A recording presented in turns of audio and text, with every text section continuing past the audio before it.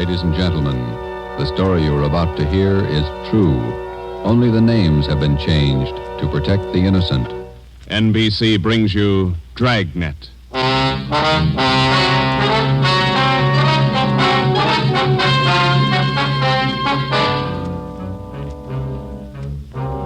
You're a detective sergeant. You're assigned to burglary detail. A gang of hijackers has started to work in your city. Truckloads of valuable merchandise have vanished. The thieves are clever, seem to have a foolproof system. Your job, find them. Dragnet, the documented drama of an actual crime, investigated and solved by the men who unrelentingly stand watch on the security of your home, your family, and your life. For the next 30 minutes, in cooperation with the Los Angeles Police Department, you will travel step by step on the side of the law through an actual case from official police files. From beginning to end, from crime to punishment, Dragnet is the story of your police force in action. It was Thursday, March 6th. It was windy in Los Angeles. We were working the night watch out of burglary detail. My partner's Ben Romero. The boss is Ed Backstrand, chief of detectives. My name's Friday. I was on the way back from the record bureau, and it was 5:35 a.m. when I got to room 2A. Interrogation room. Read this to him, Ben. Yeah. 2,600 dozen nylon stockings, 45 bolts of silk, 58 cases imported perfume. Where are you dumping this stuff, Laval? That's what we want to know. I told you the truth. I have nothing to do with it. I don't know anything about it. What was this stolen waybill doing in the cab of your truck? How many times do I have to tell you? I don't know. Your fingerprints are all over it. You must have carried it there. I didn't carry it there. Somebody's out to frame me. How many in the hijack gang, Laval?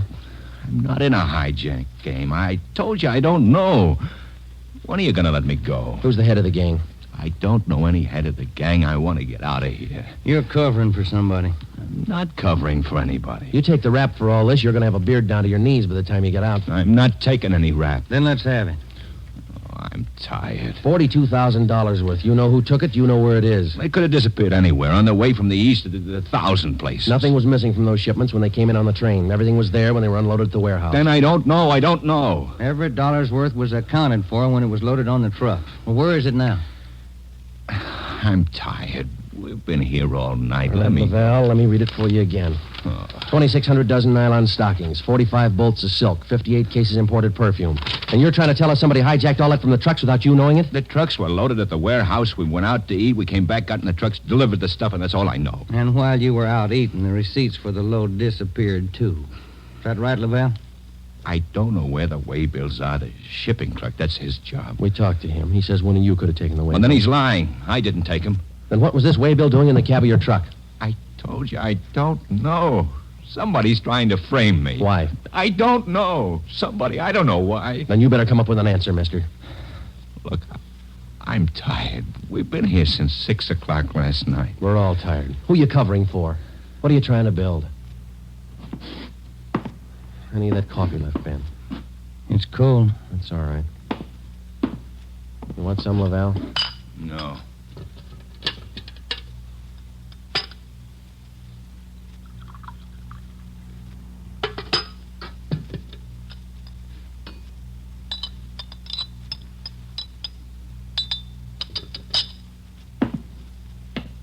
All right, now look, let's get one thing straight. We've been here all night. We can be here all day, tomorrow, the day after that, and the day after that. Yeah. We got enough to make you on this. You know that, and we're going to stay with you to tell us the truth, everything. I've told you all I'm going to tell you. If we stay here for 6 months, you got it all. This your home phone, Hillside 8321. That's right, 8321. What time's your wife get up, Laval? What do you mean? Ben, get an outside line. Yeah. You're not going to call my home. That's Hillside 8321, Ben. Outside, please. Don't do that. Don't. Not my wife. Please. All right. Ask the questions again. This time I'll give you the answers. Thomas Laval was 38 years old. He was a well-respected man in his community. Sometimes it's like that. You can question a man for hours, and he'll never give you any information. But somewhere in every man's makeup, there's a weak point. We were lucky enough to find Laval's. He told us that he would give us the locations where the hijacked goods were hidden. He told us the addresses were written on the ledge of a windowsill on the 7th floor of the Teamsters Union Hall. It was 8:30 a.m. On the 7th floor, is that right? Yeah. Do me a favor. Don't make it too big. Well, look, we have to walk through the hiring hall before we get to the elevators in the back. Yeah? These handcuffs. They'll see them, all the guys in the hall. They know me. Can't you take them off my wrists till we get in the elevator? Sorry, Laval. Well, I won't try anything, but don't make me walk in front of them with these on. Sorry. Just till we get in the elevator. Can't you do that? I don't want the guys to see me. Well, here's my overcoat, Laval. I'll drape it over your hands here, and they won't see the cuffs. There you are. Come on.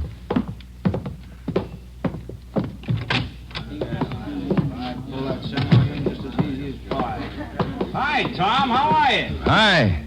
What's new, Tom? Not much. Oh, that was easy. Let's take the elevator. Yeah.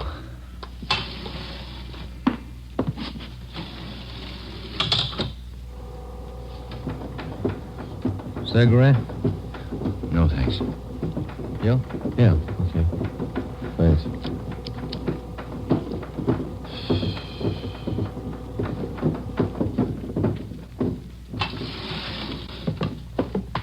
It's down this way. Let me show you. To the left. A window up ahead there. Yeah, this one. I don't see anything on the windowsill. It's on the outside. Open the window and let me check. Yeah. Let me see you. Ben, grab him. He's trying to jump. Get back here. Get back. I go to you here. Go! Get him, Joe. I can't hold him. He's pulling me out. Hold on, Ben. Grab me. Joe. He's slipping. Try, Joe. Hold on. He's kicking loose. I can't hold him. Hold him, Joe. Ben!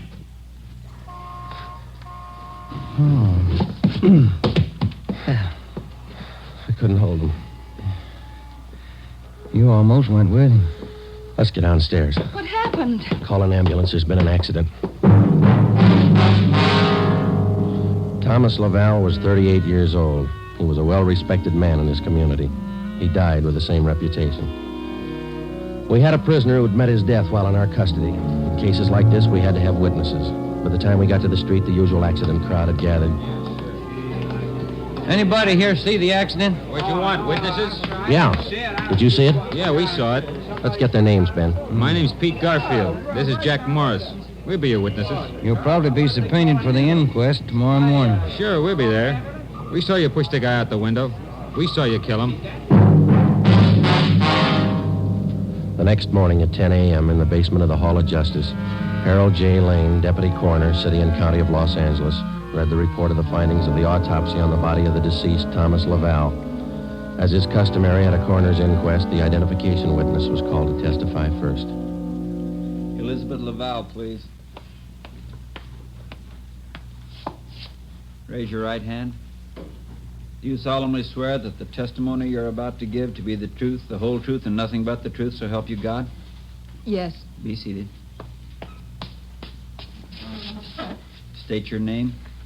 Elizabeth Laval, What is your address? 1216 East Camarillo Drive. What is your occupation? I'm a housewife. What is your relation to the deceased? His wife. Have you viewed the body of the deceased in this office? Yes. Who was the deceased? Husband. Thomas Laval. Is there anything further you wish to add? Thank you. Step down, please. Joseph Friday. Raise your right hand. Do you solemnly swear that the testimony you're about to give to be the truth, the whole truth, and nothing but the truth, so help you God? I do. Be seated. State your name. Joe Friday, What is your address? 4656 Collis Avenue. What is your occupation? I'm a police officer in and for the City of Los Angeles. Are you the investigating and arresting officer on this case? I am. Will you state briefly the facts relating to the death of the deceased? On the morning following the arrest by us of the deceased on suspicion of grand theft merchandise, He expressed a desire to assist us in the apprehension of suspects involved in these thefts and the recovery of property taken in them. Did he assist you? Well, he informed us that if we took him to the Teamsters Union Hall, that he'd be able to obtain addresses of the locations where the stolen property was cached. You then took him there. Yes, we did. What happened? When we arrived, he requested us to remove his handcuffs. We refused. The deceased then informed us that the addresses were written on a window ledge on the 7th floor. When we arrived at the window, under the pretense of searching for the addresses, he threw himself over the ledge. I grabbed his left leg to restrain him, but he kicked loose. Did you at any time have any idea that the deceased planned such action? I did not. What did you do then? We immediately went to the location of the body and had an ambulance dispatched. Do you have anything further to state? No, I have not. Are there any questions from the jury? That's all, Officer Friday. Step down. Peter Garfield. Raise your right hand. Yeah. Do you solemnly swear that the testimony you're about to give to be the truth, the whole truth, and nothing but the truth, so help you God? Yeah. Be seated. State your name. Pete Garfield. What is your address? 1654 North Pico. What is your occupation? Truck driver. Down at General Warehouse. Did you know the deceased? Yeah. How did you know him? I worked with him. And that cop's a liar, and so's his buddy sitting over there. Please confine the testimony of this inquest to facts. Were you present at the time the deceased met his death? I told you I was. And those two cops pushed Tom out of the window. Where were you at the time the deceased was pushed or jumped from the window? Jack and I just left the Union Hall. We were going out the front door when it happened. What attracted your attention? I heard him scream. When I looked up, Tom was falling. That cop was standing at the window watching him. Did you see the officer push him? Yes, I saw him. Did I understand you to say you were on the street outside the building at the time? Yeah. And you saw the officers push the deceased from the window on the 7th floor from your vantage point? Yeah. Isn't it true that that's a physical impossibility? What is? That you could have seen what you testified to from where you were standing? I know they pushed him. You know or you saw? I know, that's all. Tom wouldn't jump out of a window. Then it's true you didn't see the officers push the deceased out of the window? No, I didn't see him. Is there anything further you'd like to add? They must have pushed him. Any question from the jury? That's all. Garfield, step down. Dorothy River. Raise your right hand. Yes, Do you solemnly swear that the testimony you're about to give to be the truth, the whole truth, and nothing but the truth, so help you God? I do. Be seated. State your name. Dorothy River, What is your address? 211 South Beverly Drive. And what is your occupation? I'm a stenographer at the Teamsters Union Hall. Were you present the morning the deceased met his death? I was. State where you were and what you were doing. I was in our office on the 7th floor doing some filing. Please state what you witnessed. The filing cabinet in our office is by the door. The office faces on the hallway, and the door happened to be open. I heard a commotion and looked out. I saw those two officers struggling with a man. Did you hear any conversation? Yes. I heard that officer there say, "Get back here, get back." The man outside the window yelled, "Let me go, let me go." This officer here, Officer Friday, said, "He's pulling me out. Hold on, Ben, grab me." How far from the window were you? I'd say about 15 feet. Do you have anything else to add? Yes. As the two policemen started downstairs, Officer Friday said to me, "Call an ambulance. There's been an accident." Thank you, Miss River. Those officers didn't push that man out the window. They were trying to hold him.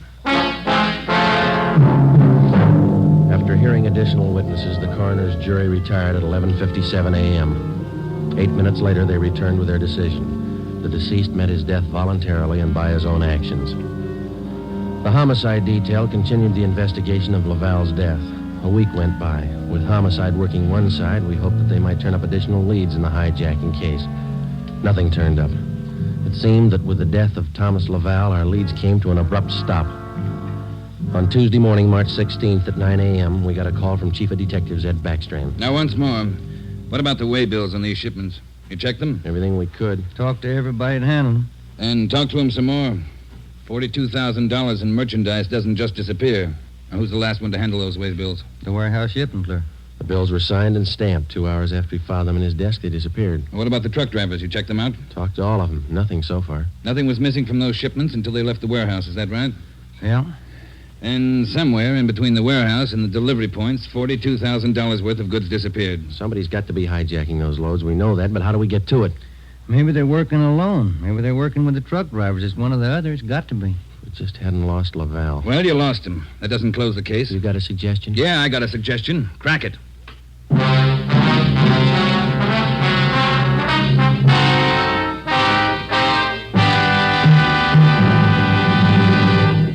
You are listening to Dragnet, authentic stories from official police files. And now, an important announcement. Ladies and gentlemen, we are pleased to announce that starting next Thursday, October 6th, Dragnet will be brought to you by Fatima Cigarettes.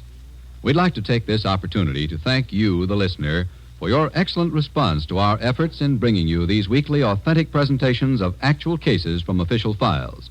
Your letters are the only indications we have that Dragnet is a source of your listening pleasure.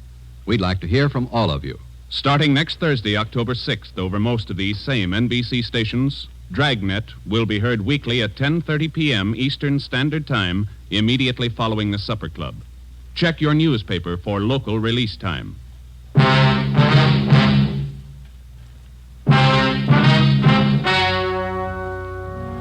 We stayed on the job. Another week went by. No leads. We spent so much time at the general warehouse where the merchandise disappeared that we almost got to be a part of the crew. We got to know everybody.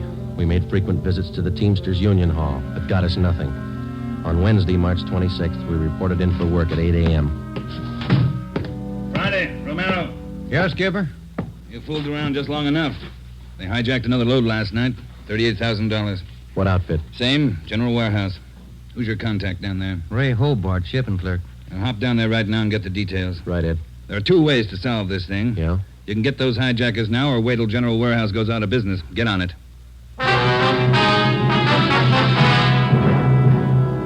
Hobart, who was the shipping clerk on duty last night? I was, working for Siegelmeister.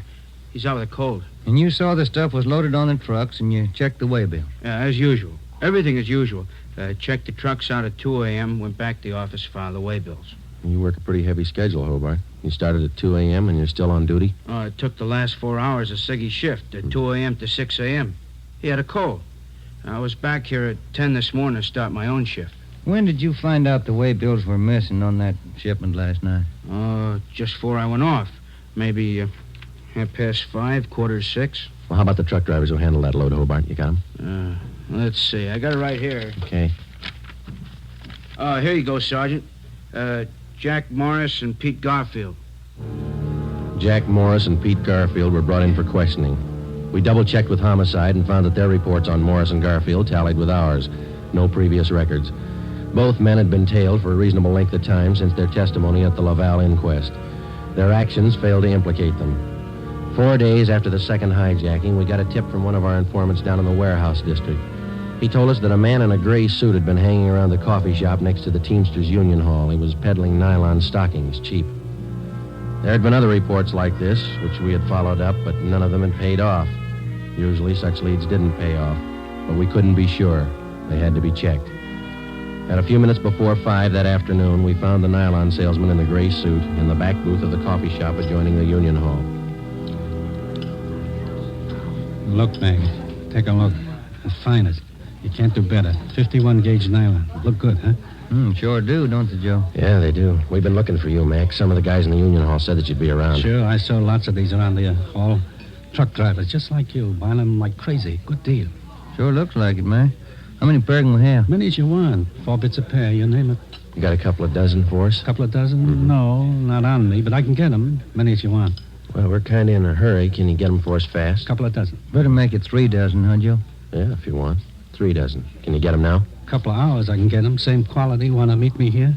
Oh, I don't know. We wanted him for tonight. My wife's birthday, you know. Well, maybe an hour and a half. How's that?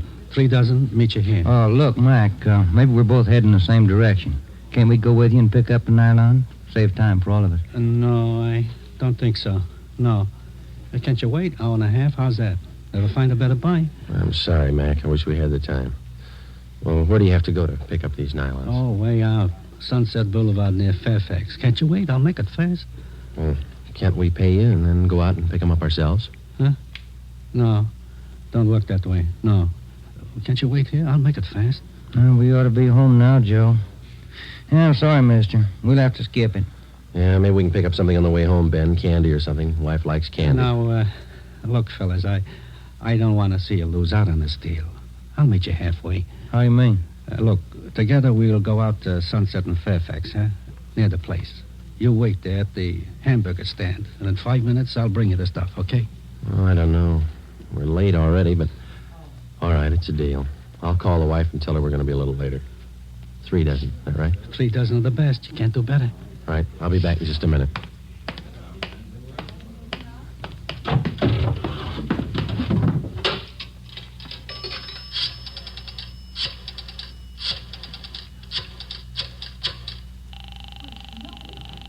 .253. 2523. Chief of Detectives Office, Chandler. Mike, Joe Friday, Backstrand there? Out right now, Joe. Well, then do me a favor, Chandler. Make it fast. Get a couple of men out to Sunset and Fairfax as fast as you can. Tell them to watch for Ben and me. You got that? Yeah, what else?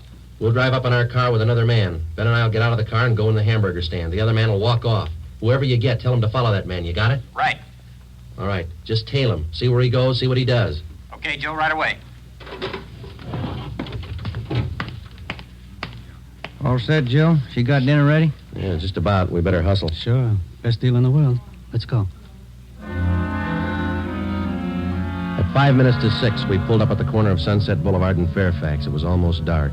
Ben and I got out of the car and started over for the hamburger stand on the corner. We caught a glimpse of Barcy and Kaplan in one of our detective cars parked in a gas station on the opposite corner. They had their eyes on our man. When the traffic signals changed, the man crossed the street and headed down Fairfax. Barcy and Kaplan waited a minute, and then they took off after him. He turned at the next corner and disappeared from sight. Ben and I ordered a cup of coffee, and we sat down to wait. At 6:30, we were still waiting. At 5 minutes to 7, I went across the street to the drugstore and called the office. Barcy and Kaplan hadn't been heard from. Their car, 105K, was not acknowledging calls. I had my call switched from communications to Backstrand's office. Well, they lost him Friday. I don't know how they lost him, but they lost him. Well, who's out there now? Sullivan and Whitney took a detail out there. They're combing the neighborhood right now. Well, how did it happen? A man just doesn't disappear into thin air. That's what I keep telling you about that stuff that's been hijacked. The search for the nylon salesman went on all that night and most of the next day. From his description, we ran a make on him. No previous record. He had disappeared completely. We were right back where we'd started from. The only thing we could do was to start backtracking, re-questioning the people at General Warehouse, the truck drivers, the shipping clerks.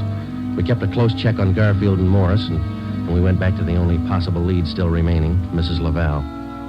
She could tell us nothing more than we already knew. When we left her, we started on the neighbors for the second time around. For the rest of the day, we canvassed the immediate neighborhood. We got as many opinions of the Lavals as they had neighbors.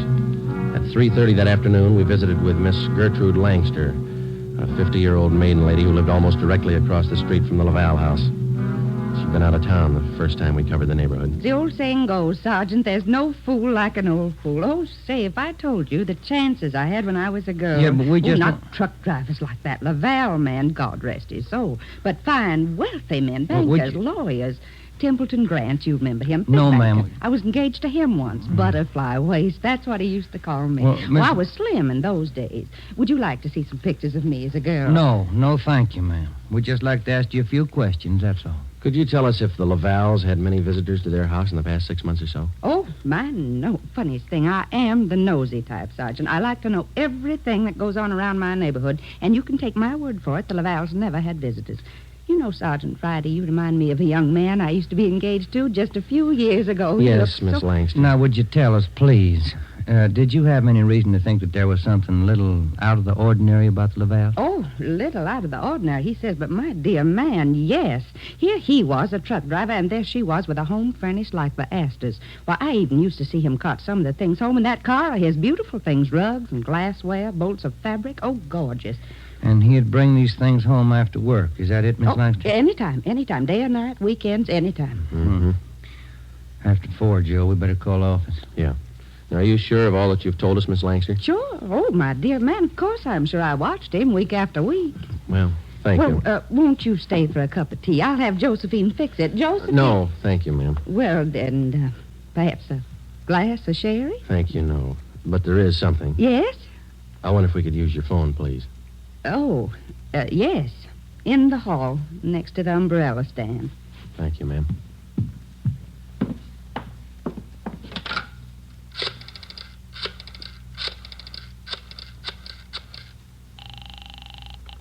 City Hall. 2523. 2523.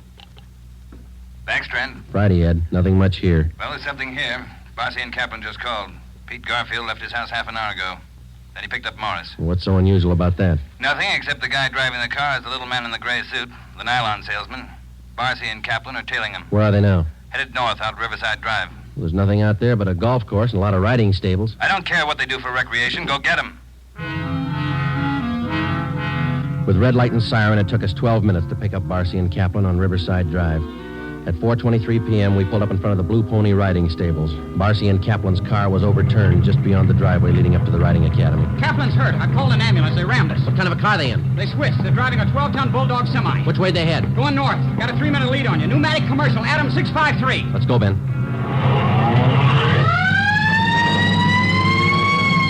Can you see him, Joe? No, not yet. Watch that crossing. Up ahead, Joe. That's a semi. Can you read it? Wait a minute. Adam 653. That's them. Took a right on Lancashire. Don't lose them. They're pushing that semi too hard. Look at that trailer sway. They'll have to stay on Lancashire. They're going too fast to turn now. Traffic's closing in up ahead of them. They better not turn. That's what they're doing. Look at that trailer whip. They're going over. Into that storefront.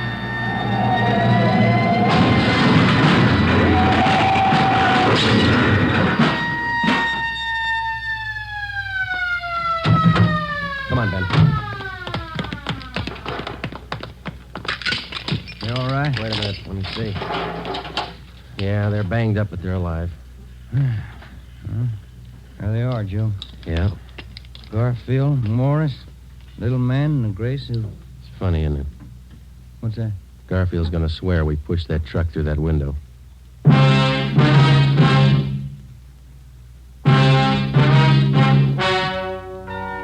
The story you have just heard is true. Only the names were changed to protect the innocent. Peter Garfield, Jack Morris, and John Dolfo, the stocking salesman, were hospitalized and later brought to trial. They were convicted on charges of grand theft and received sentences as prescribed by law. They are now serving their terms in the state penitentiary. You have just heard the 18th in a new series of authentic cases from official files. Technical advice for Dragnet comes from the Office of Acting Chief of Police W.A. Wharton, Los Angeles Police Department. Tonight's program is dedicated to motorcycle officer Elmer Forsman of the Fresno, California Police Department, who on the afternoon of October 6, 1946, gave his life so that yours might be more secure. Remember, starting next Thursday night, October 6th, Fatima Cigarettes invite you to listen to Dragnet immediately following the Supper Club. That's 10:30 p.m. Eastern Standard Time over most of these same NBC stations. Check your newspaper for local release time. Dragnet came to you from Los Angeles. Judy Canova joins the star lineup of Saturday shows tonight on NBC.